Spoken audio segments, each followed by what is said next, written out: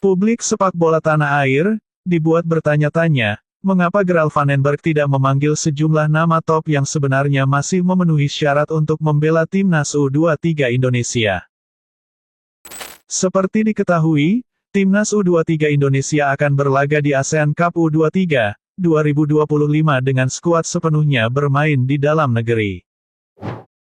Skuad berisi 23 pemain tersebut diumumkan akun resmi Timnas Indonesia pada Senin, tanggal 14 Juli tahun 2025. Rataan usia skuad pilihan Vandenberg tersebut yaitu 20,8 tahun, dengan pemain tertua Altaf Indi serta pemain termuda Jens Raven.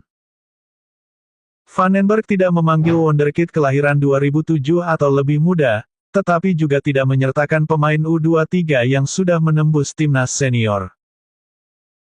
Sebenarnya, terdapat 4 pemain timnas senior yang masih memenuhi syarat membela timnas U23, yaitu terlahir setelah tanggal 1 Januari tahun 2003.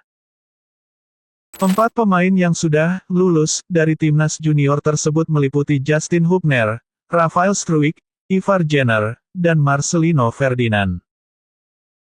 Keputusan itu bisa dianggap brilian lantaran memberi kesempatan pada pemain lebih muda, memperluas kolam pemain, hingga mengembangkan 4 pemain itu di klub.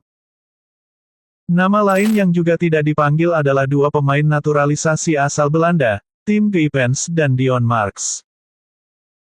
Geipens dan Marks sendiri dinaturalisasi sebelum Piala Asia U20 2025, tetapi terlalu terlambat didaftarkan membela tim asuhan Indra Syafri. Mengingat keduanya baru berusia 20 tahun, Vandenberg semestinya bisa memasukkan mereka dalam skuad timnas U23. Satu nama lagi juga belum mendapatkan panggilan, yaitu penyerang keturunan Indonesia di Major League Soccer, Adrian Wibowo.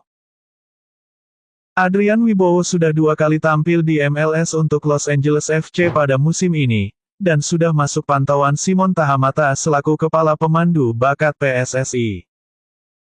Untuk kedepannya, PSSI idealnya mengeksplorasi peluang menaturalisasi Wibowo untuk memperbanyak pilihan di lini depan. Sementara itu, Gerard Vandenberg cukup optimis dengan skuad yang ada.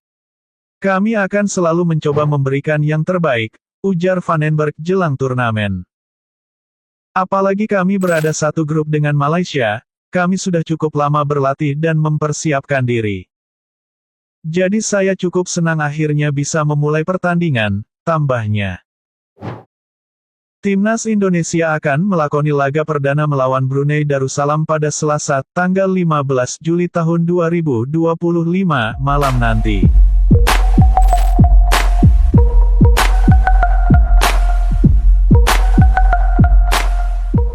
Timnas U23 Indonesia diperkuat beberapa pemain berpengalaman, termasuk Hoki Caraka di dalamnya. Hal itu membuat Vietnam ketakutan. ASEAN Cup U23 2025 dimulai pada Selasa, tanggal 15 Juli tahun 2025. Duel Malaysia melawan Filipina di SUGBK akan jadi laga pembuka. Disusul pertandingan tuan rumah, Timnas U23 Indonesia melawan Brunei Darussalam di tempat yang sama. Di atas kertas, skuad Garuda Muda tentu bisa mengatasi perlawanan Brunei, juga 2 lawan lainnya pada fase grup ini. Tim asuhan Gerald Vandenberg menjadi favorit juara ASEAN Cup U23 2025, hal ini bahkan diakui publik Vietnam. Indonesia tidak hanya diuntungkan dengan status tuan rumah, tetapi juga skuad yang berisi para pemain mumpuni.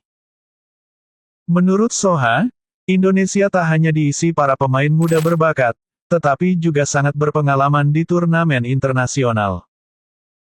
Media Vietnam ini pun menyoroti sejumlah pemain yang dipanggil Gerald Vandenberg ke skuad timnas U23 Indonesia. Di mana, banyak di antara pemain yang sering bermain untuk timnas senior di ajang internasional bergengsi. Termasuk salah satunya Hoki Caraka, kemudian Muhammad Ferrari, Doni Tripamungkas, Cahya Supriyadi dan Arhan Fikri. Tak cukup sampai di situ, kehadiran Jens Raven pun turut mereka sorot, sebagai striker mumpuni.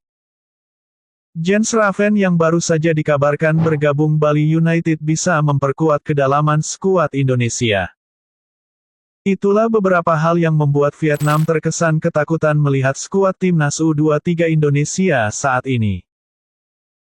Dari segi pemain, Indonesia dinilai memiliki dua senjata ampuh untuk menjuarai ASEAN Cup U23 2025, yaitu pengalaman dan keunggulan fisik.